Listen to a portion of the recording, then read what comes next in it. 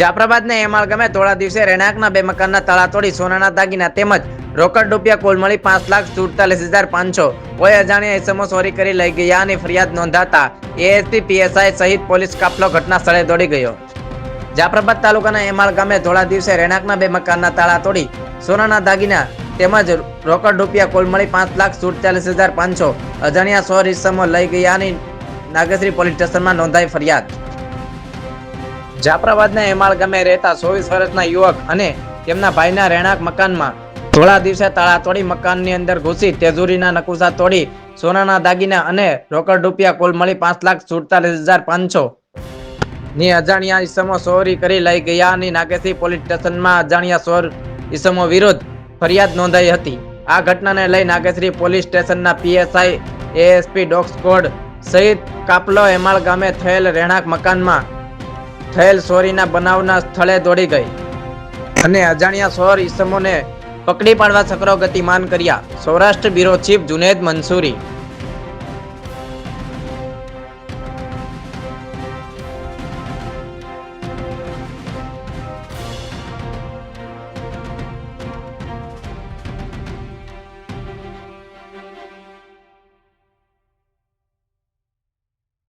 સગનભાઈ વિશ્રામભાઈ પરસાળા, ગામ હેમાળ, તાલુકો જાફરાબાદ.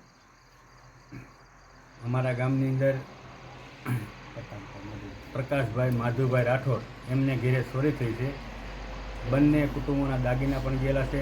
અંદાજિત એની કિંમત 5.5 લાખ રૂપિયા કિંમત છે ને રોકડ રકમ 16,000 છે ને સરપંચે જાણ કરી ને તાત્કાલિક નાગેશ્રી પોલીસ સ્ટેશનના સાહેબ પણ આવી ને તાત્કાલિક ડોગ એફએસએલવાળા અને ડીએસપીના પણ મુકામો થયા છે. કામગીરી બહુ સારામાં સારી પોલીસ ખાતાએ કરી છે.